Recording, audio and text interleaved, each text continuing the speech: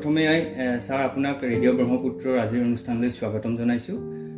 আজি আমাৰ শ্ৰোতাসকলক জনাই দিব বিচাৰিছোঁ যে আজি আমাৰ সৈতে উপস্থিত আছে অসম চিকিৎসা মহাবিদ্যালয়ৰ বিশিষ্ট চিকিৎসক ডক্টৰ প্ৰণয় ফুকন ছাৰ প্ৰথমেই আপোনাক ৰেডিঅ' ব্ৰহ্মপুত্ৰৰ আজিৰ অনুষ্ঠানলৈ স্বাগতম জনাইছোঁ।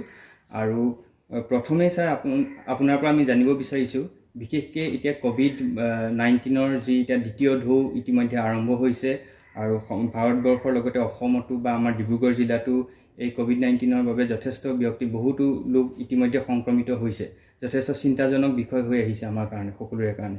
এতিয়া আপুনি এগৰাকী চিকিৎসক হিচাপে আপোনাৰ পৰা আমি কেইটামান কথা জানিব বিচাৰিছোঁ। প্ৰথমেই ছাৰ আপোনাৰ পৰা জানিব বিচাৰিছোঁ, বিশেষকৈ যিসকল গৰ্ভৱতী মহিলা আছে আমাৰ, সেই গৰ্ভৱতী মহিলাসকলৰ ক্ষেত্ৰত অন্য যিসকল সাধাৰণ লোক আছে, সাধাৰণ লোকতকৈ গৰ্ভৱতী মহিলা এগৰাকীৰ ক্ষেত্ৰত COVID-19 সংক্ৰমণ হোৱাৰ শংকা কিমান বেছি থাকে ছাৰ? COVID-19 সংক্ৰমণৰ শংকাটো আচলতে গৰ্ভৱতী হওক বা নহওক সমান, কিন্তু গৰ্ভৱতী হোৱাৰ পাছত যি সংক্ৰমণ হয়, তাৰ সংক্ৰমণৰ কাৰণে যিখিনি কমপ্লিকেশ্যন হয়, সেই কমপ্লিকেশ্যনবোৰ কিন্তু গৰ্ভৱতী মাতৃৰ ক্ষেত্ৰত বেছি হয়। দেখা গৈছে যে গৰ্ভৱতী মাতৃৰ যিটো ইমিউনিটি বুলি কওঁ আমি, নিজৰ শৰীৰৰ প্ৰতিৰক্ষা ক্ষমতা, সেই ক্ষমতাটো প্ৰেগনেঞ্চিৰ কাৰণেই হওক যথেষ্ট কমি যায়। সেইখিনি সময়ত যদি যিকোনো ইনফেকশ্যনেই হয়, সেইখিনি ইনফেকশ্যনৰ কাৰণে মানুহগৰাকীৰ ভাইৰেলেই হওক বা বেক্টেৰিয়েলেই হওক, মানুহগৰাকীৰ স্বাস্থ্যৰ ওপৰত তাৰ কমপ্লিকেশ্যনবিলাক বেছি হয়। বিশেষকৈ এতিয়া আমি শেহতীয়াকৈ যি দেখিছোঁ যে যথেষ্ট সংখ্যক প্ৰথম ঢৌতকৈ এতিয়া দ্বিতীয় ঢৌত গৰ্ভৱতী মহিলা সংক্ৰমণৰ সংখ্যাটো ইতিমধ্যে বৃদ্ধি পাইছে। আৰু এতিয়া যদি কোনোবা এগৰাকী মহিলা, গৰ্ভৱতী মহিলা COVID-19 দ্বাৰা সংক্ৰমিত হয়, তেতিয়া মহিলাগৰাকীৰ দেহত কোনবিলাক প্ৰাথমিক উপসৰ্গ দেখা পোৱা যায়? উপসৰ্গ আকৌ আপুনি প্ৰথম সোধাতে একেই হয়। প্ৰথমতে হয়তো অলপ জ্বৰ হ'ব পাৰে, কিছুমানৰ কাহ হ'ব পাৰে, লাহে লাহে মুখৰ যিটো সোৱাদ টেষ্ট নাইকিয়া হ'ব পাৰে, স্মেল নাইকিয়া হ'ব পাৰে, আৰু জ্বৰৰ প্ৰকোপ লাহে লাহে বাঢ়িব পাৰে। আৰু জ্বৰৰ প্ৰকোপ বঢ়াৰ লগে লগে অৱশ্যে আমি সদায়ে নাভাবোঁ যে তেওঁ ৰোগীগৰাকী বা গৰ্ভৱতী মহিলাগৰাকী ক'ভিড হৈছে, কিন্তু ক'ভিডৰ সেইখিনি বৰ্তমান যিটো এটা ক'ভিডৰ চাইন চিমটমছ চলি আছে, সেইখিনি অসুবিধা পালেই লগে লগে কিন্তু আমি সাৱধানতো উচিত।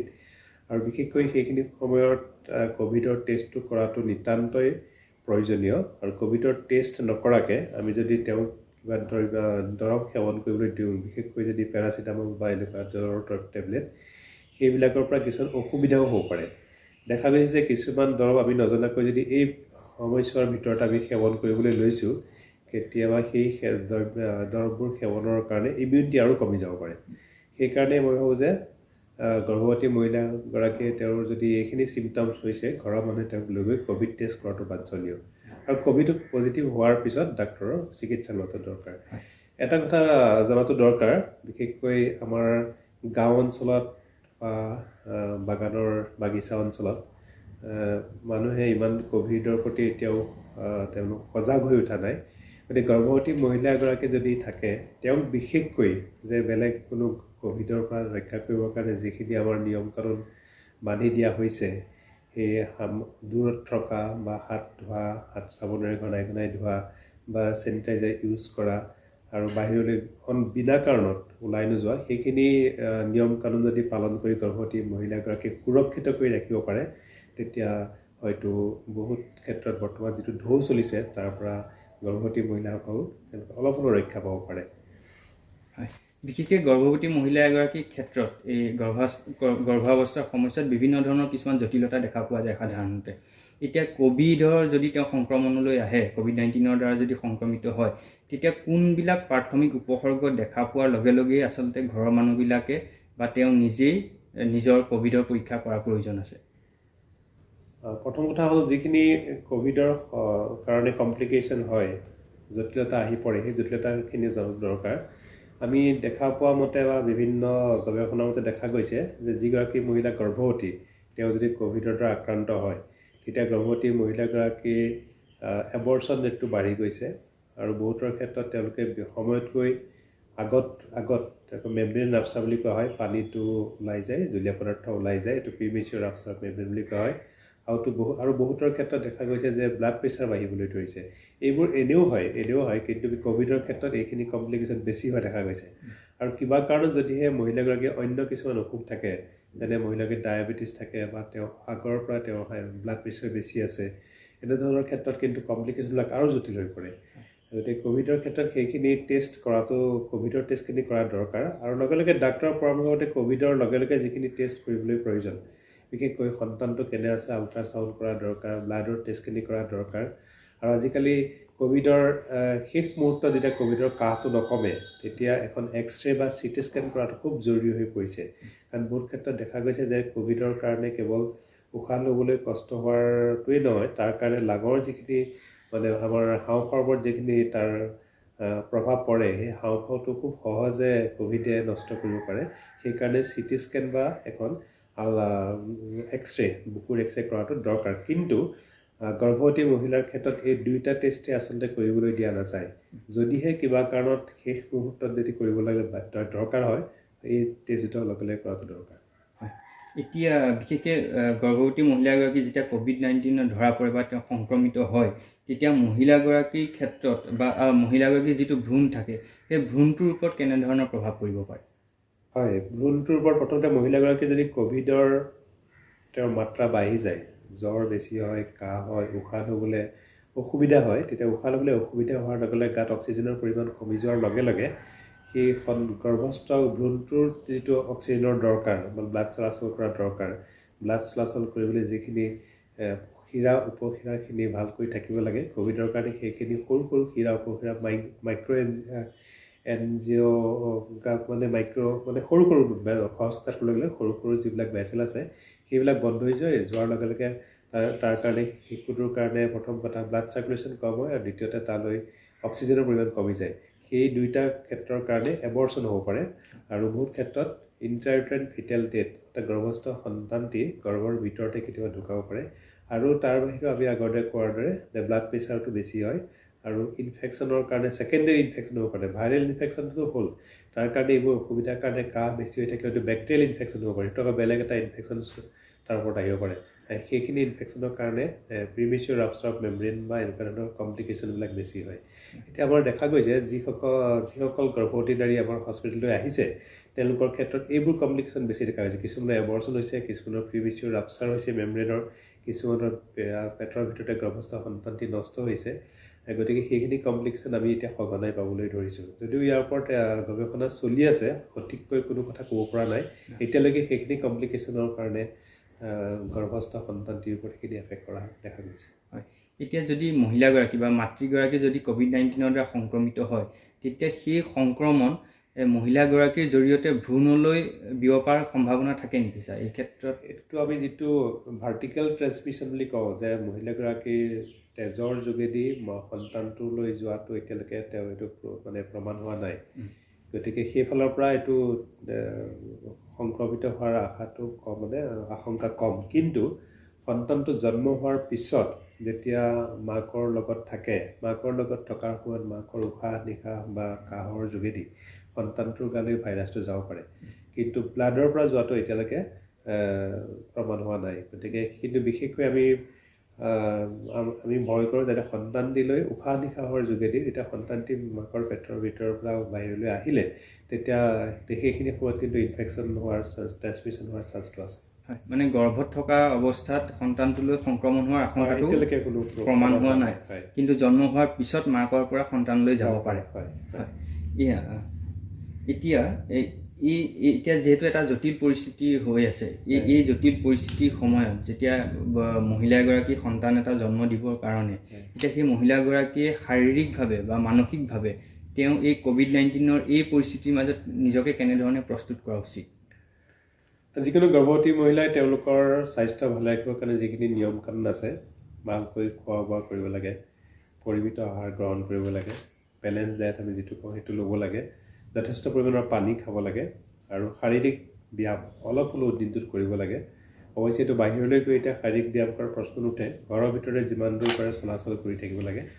আৰু নিজৰ স্বাস্থ্যৰ কাৰণে যিখিনি পৰিষ্কাৰ পৰিচ্ছন্নতা আৰু আমি আগতে কোৱাৰ দৰে যিটা 3টা নিয়ম আছে দূৰত থকা মানুহৰ পৰা অযধে মধে বাহিৰলৈ নোযোৱা যিকোনো বাহিৰৰ মানুহৰ লগত সংস্পৰ্শলৈ নহা এনেধৰণৰ যিখিনি নিয়ম কানুন আছে সেইখিনি মানি চলিলে মহিলাগৰাকী ভালকৈ থাকিব পাৰে আৰু এতিয়া মহিলা এগৰাকীয়ে নিয়মমতে প্ৰাক প্ৰসৱকালীন যিবিলাক যতন ল'ব লাগে যতন মানে আৰু যিবিলাক চিকিৎসা সেৱা চৰকাৰৰ তৰফৰ পৰা ENT চেকআপৰ পৰা অন্যান্য কৰি যিবিলাক সেৱা মানে প্ৰদান কৰা হয় সেই সেৱাবিলাক নিয়মীয়াকৈ প্ৰদান কৰাৰ ক্ষেত্ৰত কিছুমান এতিয়া জটিলতা আহি পৰিছে বা চিকিৎসালয়লৈ যাবৰ ক্ষেত্ৰতো মহিলা এগৰাকী মানে ভয় কৰিছে নতুবা অহা যোৱাৰ ক্ষেত্ৰত কিছুমান অসুবিধা হৈছে এই সময়ছোৱাত যিবিলাক প্ৰাক প্ৰসৱকালীন যিবিলাক যতন আৰু বিশেষকৈ চিকিৎসা সেৱা সেইবিলাক লোৱাটো কিমান অত্যন্ত গুৰুত্বপূৰ্ণ বিশেষকৈ নিয়মীয়াকৈ তেওঁলোকৰ ৱেইট ওজন জোখা বা অন্যান্য আইৰণ ফলিক টেবলেট বা কেলছিয়ামৰ টেবলেট যিবিলাক তেওঁলোকে খাই থাকে এই ফালৰ পৰা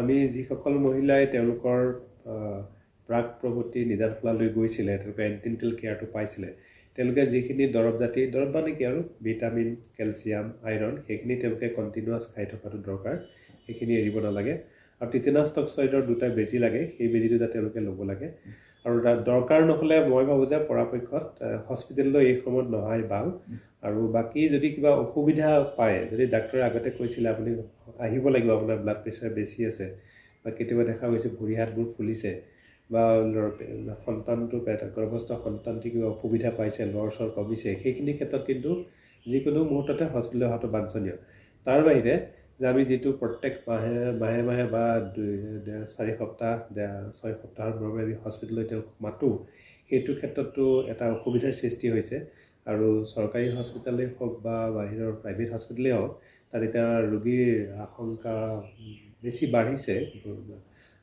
ট্ৰেন্সমিশ্যনৰ কাৰণে সংক্ৰমণ হোৱাৰ বাবে সেইকাৰণে তেওঁলোকে যদি প্ৰয়োজন নহয় পৰাপক্ষত তেওঁলোকে নহাটোৱে বাঞ্ছনীয় কিন্তু যদি তেওঁলোকে ভাবে যে তেওঁলোকে কিবা অসুবিধা পাইছে আৰু কোনোবাই ঘৰতে যদি ব্লাড প্ৰেছাৰ চোৱা এটা ইনষ্ট্ৰুমেণ্ট আছে ব্লাড প্ৰেছাৰ চোৱা ইনষ্ট্ৰুমেণ্টলৈ ব্লাড প্ৰেছাৰ ওচৰৰ কোনোবাই চাই দিবলৈ আহিছে বা তেওঁলোকৰ অক্সিজেন চেচুৱেশ্যনটো ভালকৈ চাই আছে এটা সৰু কিছুমান বস্তু আমি নিজেই ল'ব পাৰোঁ এটা ব্লাড প্ৰেছাৰ জোখা আজিকালি ইলেক্ট্ৰনিক্স মেচিন আছে এটা চুবুৰীত যদি এখন গাঁৱত এটা মেচিনো তেনেকৈ থাকে কোনোবা মানুহে চাই দিয়ে সেইটো ব্লাড প্ৰেছাৰটো এনেও জুখি ল'ব পাৰে আৰু দ্বিতীয়তে কোনোবাই যদি ভাবে যে তেওঁ উশাহ নিশাহ ল'বলৈ কষ্ট হৈছে তেতিয়া আজিকালি এটা সৰু প্ৰায় 1,500-2,000 টকাত অক্সিমিটাৰ পাইছে পালছ অক্সিমিটাৰ পায় সেইটো হাতৰ আঙুলিত লগাই ল'ব পাৰে সেইখিনি সৰু সুৰা কাম ওচৰ পাজৰ ৰাইজে যদি গোটাই লয় তেতিয়াহ'লে মই ভাবোঁ যে এণ্টিনেণ্টেল কেয়াৰ যথেষ্টখিনি তেওঁলোকে ওচৰতে কৰিব পাৰে তথাপিতো বাৰে বাৰে কওঁ যে যদি তেওঁলোকে ভাবে যে কিবা কমপ্লিকেশ্যন হ'ব পাৰে তেতিয়া কিন্তু কোনো কথা কাৰণ আমাৰ ইয়াতে ইমাৰ্জেঞ্চি চলিয়ে আছে হস্পিটেলবিলাকত গতিকে তেওঁলোক অহাটো দৰকাৰ কিন্তু দৰকাৰ নহ'লে এনেই নামত এণ্টিনেণ্টেল কেয়াৰৰ কাৰণে কিন্তু হস্পিটেললৈ অহাটো মই আমি নিবিচাৰোঁ হয় এতিয়া বিশেষকৈ মহিলাগৰাকীৰ ক্ষেত্ৰত এই জটিলতাবিলাকৰ যিখিনি কথা ক'লে এতিয়া এই ক্ষেত্ৰত যিসকল তেওঁলোকৰ অভিভাৱক আছে সেই অভিভাৱকসকলে বিশেষকৈ চিকিৎসালয় অহা যোৱা কৰাৰ ক্ষেত্ৰত কিছুমান সমস্যা আছে ঘৰৰ অভিভাৱকসকলে মহিলাগৰাকীক কোনবিলাক কথা আচলতে নিৰীক্ষণ কৰিব লাগে এই সময়ছোৱাত মহিলাগৰাকীৰ খোৱা বোৱাৰ প্ৰতি যত্ন ল'ব লাগে ভালকৈ তেওঁৰ টোপনি শুইছে নে নাই তেওঁৰ মানসিক শান্তিত ঠিকে আছে নে নাই তেওঁৰ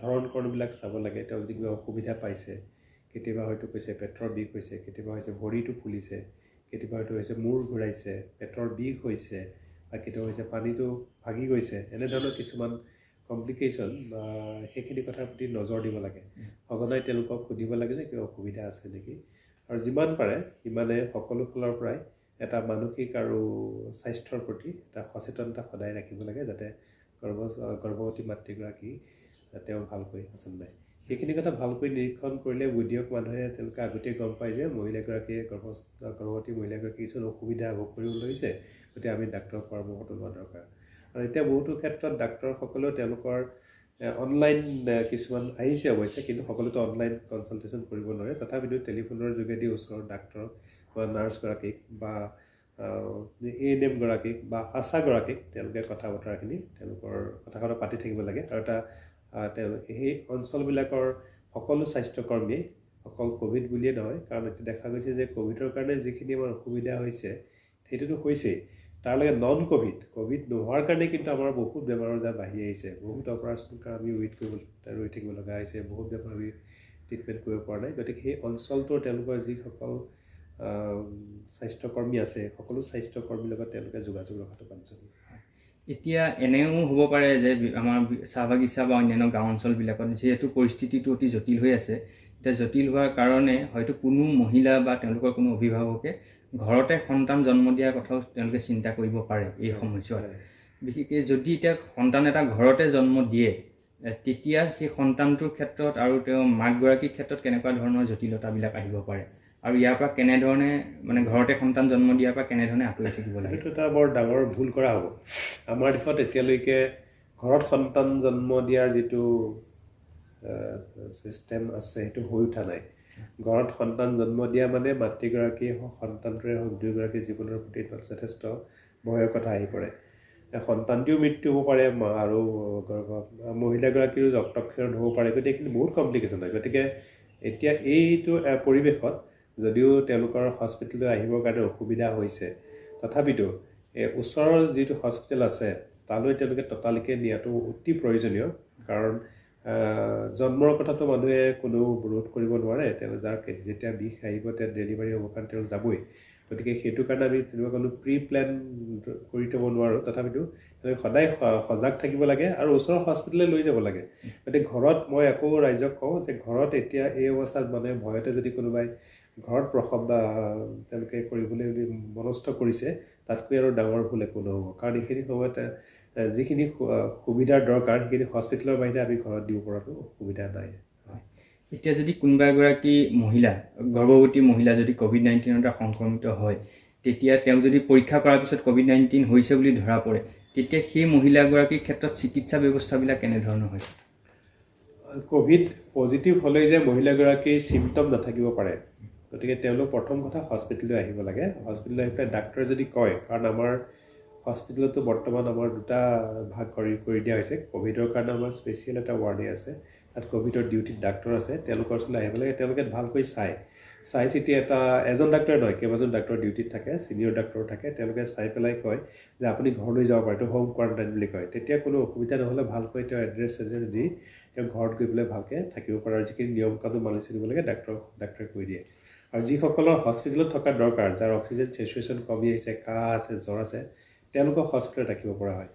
গতিকে ক'ভিড পজিটিভ হ'লেই যে তেওঁলোকে হস্পিটেলত থাকিব লাগিব তেনে কথাও নাই, আৰু যে হস্পিটেলত নাথাকিলে নহ'ব তেনেকুৱা কথা আছে। আমি যিহেতু চিমটমছ থাকিব, চিমটমছ থকাৰ লগে লগে উপসৰ্গখিনি ওলোৱাৰ লগে লগে আমি হস্পিটেলত ৰাখি দিওঁ। আৰু এইটো নহয় যে তেওঁ একেবাৰে আমি ডেলিভাৰীলৈকে ৰাখিম। যেতিয়া দেখোঁ যে তেওঁ উপসৰ্গখিনি কমি গ'ল, তেতিয়া আমি সকলো টেষ্ট কৰাৰ পিছত আমি ঘৰলৈ যাবলৈ দিওঁ, হোম কোৱাৰেণ্টাইনত যাবলৈ দিওঁ। খালি তেওঁলোক সজাগ থাকিব লাগে, কিবা অসুবিধা হ'লে গুচি আহিব পাৰে। গতিকে সেইখিনি সুবিধা হস্পিটেলবিলাকত কৰা হৈছে। ক'ভিড পজিটিভ হ'লেই আহি তেওঁলোকে হয় ঘৰলৈ যাব পাৰে, নহয় হস্পিটেলত কেইদিনমান থাকিব লাগিব পাৰে। হয়, এতিয়া মহিলাগৰাকীক সন্তান জন্ম দিবৰ ক্ষেত্ৰত বিশেষকৈ ঘৰত জন্ম দিয়াটোতো আপুনি কৈছে যে এইটো এটা ভয়ংকৰ কথা হ'ব। এতিয়া মহিলাগৰাকীয়ে যদি মানে চিকিৎসালয়ত সন্তান জন্ম দিবৰ কাৰণে সেই মহিলাগৰাকী আৰু অভিভাৱকৰ আগতীয়া মানে কেনেকুৱা ধৰণৰ প্ৰস্তুতি আচলতে থাকিব লাগে ঘৰখনত এই COVID-19 এই পৰিস্থিতিৰ মাজত? আচলতে অকল ক'ভিড বুলিয়েই নহয়, যিগৰাকী মহিলা গৰ্ভৱতী সেই মহিলাগৰাকীৰ পৰিয়ালবৰ্গ সদায় গৰ্ভৱতী মহিলাগৰাকী যিকোনো মুহূৰ্ততে হস্পিটেললৈ নিয়াৰ কাৰণে এটা সজাগ হৈ থকাটো বাঞ্ছনীয়। তেওঁলোকে এখন গাড়ী ঠিক কৰিব লাগে বা ডাক্তৰৰ লগত পৰামৰ্শ এটা কৰি থ'ব লাগে আগতে। টিকেট, হস্পিটেলৰ টিকেট বা এনেকুৱা ধৰণৰ এইবিলাক তৈয়াৰ কৰি থ'ব লাগে। আৰু হস্পিটেললৈ যোৱাৰ কাৰণে সকলো সময়তে যিকোনো মুহূৰ্ততে মহিলাগৰাকীৰ বিষ আহিব পাৰে, যিকোনো মুহূৰ্ততে মহিলাগৰাকীৰ সন্তানটো লৰচৰ কৰিব পাৰে, কোনোবা মুহূৰ্তত হয়তো পানীটো ভাগি যাব পাৰে। গতিকে এইখিনি কমপ্লিকেশ্যন হোৱাৰ যিকোনো মুহূৰ্ততে চান্স থাকে। তেওঁলোকে সকলো সময়তে অকণমান এলাৰ্ট হৈ থাকিলে, বিশেষকৈ স্বামী বা পৰিয়ালৰ মানুহখিনি যদি থাকে, তেতিয়াহ'লে হস্পিটেললৈ লৈ অনাত কোনো অসুবিধা নহয়। আৰু হস্পিটেললৈ অনাৰ পিছত আমাৰ তেনেকৈ আগত কোৱাৰ দৰে তেওঁলোকক যথেষ্ট ধৰণৰ কেয়াৰ দিয়া হয়। ক'ভিড, নন ক'ভিড আমাৰ দুটা ৱাৰ্ড আছে। ক'ভিডৰ আমি পেচেণ্টৰ ডেলিভাৰী বেলেগে কৰা হয়, গতিকে তাৰ কাৰণে চিন্তা কৰিব নালাগে। হয়, এতিয়া যদি মহিলাগৰাকী ক'ভিড আক্ৰান্ত হয়, সন্তান জন্ম হোৱা মহিলাগৰাকী যদি ক'ভিড আক্ৰান্ত হয়, তেতিয়া সেই মহিলাগৰাকীয়ে নিজৰ সন্তানক মানে মাকৰ গাখীৰ খুৱাব পাৰেনে নোৱাৰে?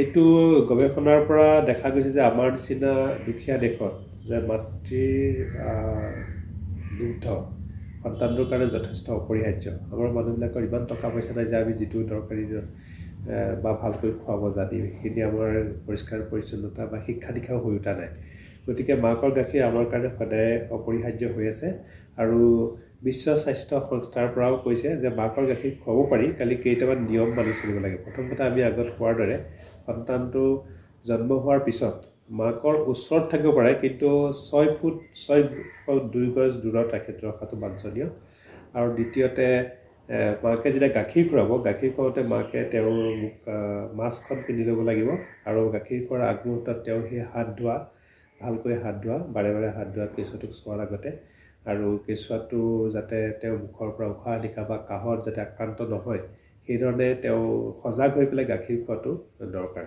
এইটো নহয় যে গাখীৰ একেবাৰে খুৱাব নালাগে কিন্তু গাখীৰ খুৱাব পাৰে কাৰণ দেখা গৈছে যে গাখীৰটো যিমান দৰকাৰী সন্তানটো বাচি থাকিবৰ কাৰণে হয়তো গাখীৰ নোখোৱালে সন্তানৰ কাৰণে অসুবিধা হ'ব পাৰে গতিকে গাখীৰ খোৱাত বাধা নাই খালি সেই নিয়ম কানুনখিনি মানি চলিব লাগে আৰু এনেগৰাকী মহিলা বা তেওঁ এটেণ্ডেণ্ট ৰাখিব লাগে যিগৰাকী ক'ভিড নিগেটিভ আৰু তেওঁ ভালকৈ চাফ চিকুণভাৱে কেঁচুৱাটো তেওঁ হেণ্ডেল কৰিব পাৰে তেনেকৈ এগৰাকী এটেণ্ডেণ্ট মহিলাগৰাকীৰ ওচৰত থাকিব পাৰে আৰু কেঁচুৱাটো তেওঁৰ পৰা দূৰত ৰাখিব লাগে গাখীৰ খোৱাৰ মুহূৰ্তৰ বাহিৰে বাকী সময়খিনি দূৰত থাকিব লাগে হয় আৰু মানুহৰ মাজত এটা ভুল ধাৰণা আছে যে মহিলাগৰাকী গাখীৰৰ পৰা মাকৰ স্তনৰ পৰা গাখীৰখিনিৰ পৰা সন্তানটোৰ গালৈ COVID-19 সংক্ৰমিত হ'ব পাৰে বুলি এটা মানুহৰ এটা ধাৰণা আছে সেই ধাৰণাটোৰ ওপৰত আপুনি কি ক'ব বিচাৰিছে মই আগতে কোৱাৰ দৰে এইটো ভাৰ্টিকেল ট্ৰেন্সমিশ্যন বা এনেধৰণৰ ট্ৰেন্সমিশ্যনটো নহয় যেনেকৈ মাকৰ প্লেচেণ্টাৰ যোগেদি কেঁচুৱাটোলৈ এতিয়ালৈকে যোৱাটো প্ৰমাণ হোৱা নাই ঠিক তেনেকৈ মাতৃ দুগ্ধৰ পৰাও যেনেকৈ নহয় কাৰণ এইটো উশাহ নিশাহত যোৱা বেমাৰ হয় কাহ উশাহ নিশাহ এনেধৰণৰ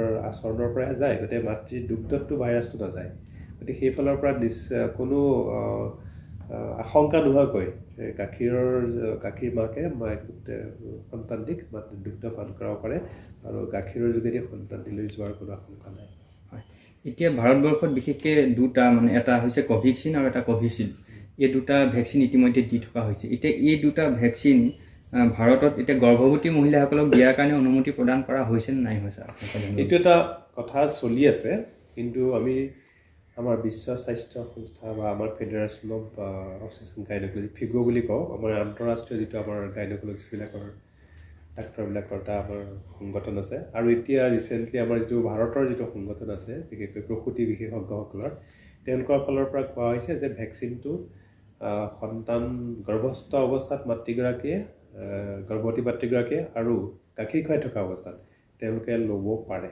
তাৰ পৰা কোনো বিশেষ অপকাৰ এতিয়ালৈকে জন্তুৰ পৰা যিটো এনিমেল ষ্টাডি কৰা হয় তাত কোনো ধৰণৰ এফেক্ট পোৱা নাই গতিকে সেইফালৰ পৰা কোনো এফেক্ট নাই বুলি কৈছে কিন্তু এতিয়া চৰকাৰে মানে দিওঁ নিদিওঁ তেনেকুৱা এটা অৱস্থাত আছে বিশেষকৈ এই সংগঠনসমূহে আমাৰ সংস্থাসমূহে যদি চৰকাৰক বুজাব পাৰে তেতিয়া চৰকাৰে হয়তো একেবাৰে কৰিবলৈ দিব কিন্তু এতিয়া এনেধৰণৰ কোনো কথা নাই যে ল'ব নালাগে কিন্তু ভালকৈ মাতৃগৰাকীক কথাটো বুজাই দিব লাগে বুজাই দিয়াৰ পিছত তেওঁলোকক ল'বলৈ জোৰ কৰিব নালাগে এই কথাখিনি এনেধৰণৰ আপুনি ল'ব পাৰে আৰু নল'লে এইখিনি অসুবিধা পাৰে ল'লে আপুনি ছেফ হ'ব তেনেধৰণৰ কথাখিনি বুজাই দিয়াৰ পিছত তেওঁলোকে যদি ল'বলৈ সন্মতি প্ৰকাশ কৰে তেতিয়াহ'লে ভেকচিনটো দিয়াটো বাঞ্ছনীয় মুঠ কথাতে ভেকচিন ল'বলৈ কোনো আশংকা কৰিব নালাগে তেওঁৰ গৰ্ভৱতী হওক বা তেওঁ সন্তানৰ দুগ্ধ পান কৰি থকা মাতৃয়ে হওক তেওঁলোকে বৰ্তমান অৱস্থাত ভেকচিন ল'ব লাগে ভেকচিনৰ অৱশ্যে আপুনি যি দুটা কথা ক'লে সেই ভেকচিন দুটাৰ এফিকেচিটো খুব বেয়া নহয় আটাইতকৈ এতিয়া কোৱা হৈছে যে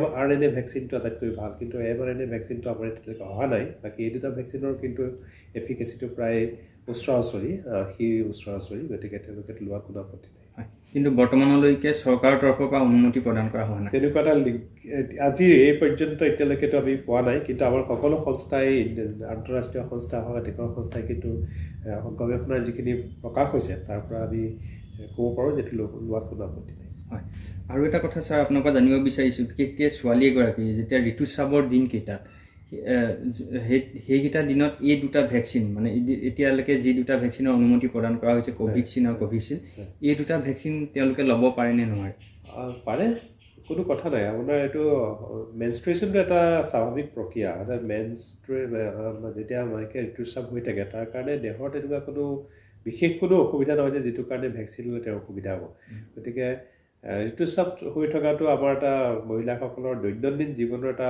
অংশই হয় গতিকে তাৰ কাৰণে কোনো ভেকচিনৰ কণ্ট্ৰাইণ্ডিকেশ্যন নাই তেওঁলোকে ধুনীয়াকৈ ভেকচিন ল'ব আৰু এটা বিশেষকৈ যিসকল মহিলাই মানে সন্তান ধাৰণ কৰিব বিচাৰিছে, কনচিভ কৰিব বিচাৰিছে, তেতিয়া সেই মহিলাসকলে সেই কনচিভ কৰাৰ যিটো তেওঁলোকৰ প্লেন আছে, সেই প্লেনটোৰ সেইকেইটা দিনৰ ভিতৰত তেওঁলোকে ক'ভিড ভেকচিন ল'ব পাৰে নে নোৱাৰে, সেই ক্ষেত্ৰতো আপোনাৰ পৰা জানিব বিচাৰিছোঁ। সেইখিনি এটা কণ্ট্ৰভাৰ্চি কথা, কিন্তু বৰ্তমান যেতিয়ালৈকে তেওঁ কনচিভ কৰা নাই তেতিয়ালৈকেতো কেতিয়া কনচিভ কৰা কোনোতো চাৰ্টেইনিটি নাথাকে, নিশ্চয়তা নাথাকে। গতিকে তেওঁ ভেকচিনটো যেতিয়া প্ৰয়োজন হয়, কাৰণ আমাৰ কিছুমান কথা চাব লগা হয়। আমি ডাক্তৰবিলাকে সদায় দুটা কথা চাওঁ, ৰিস্ক ভাৰ্চাছ বেনিফিট।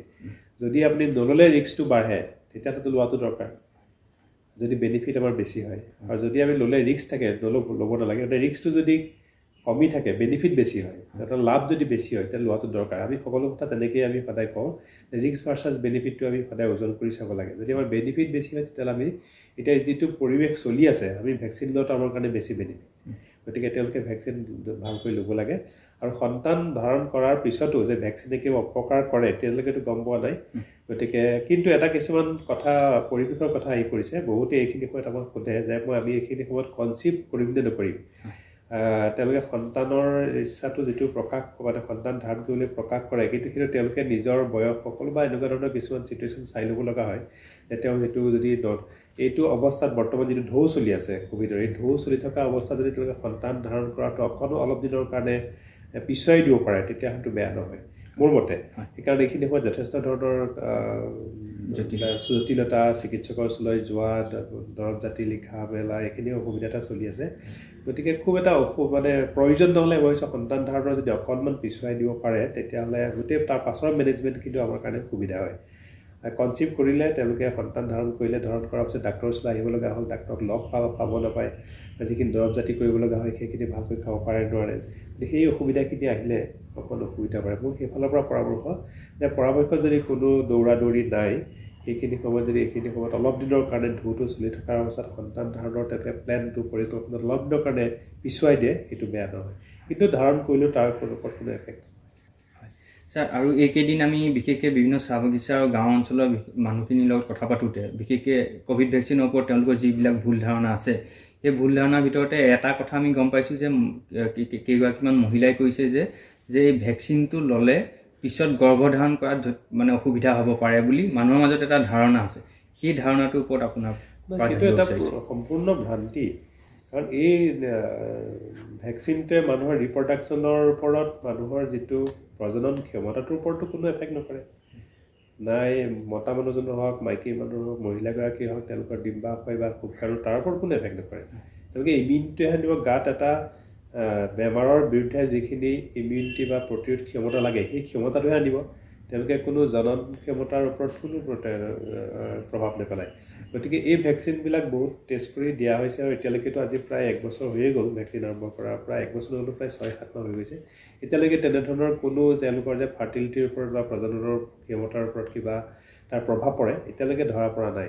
গতিকে এইটো এটা সম্পূৰ্ণ ভুল ধাৰণা।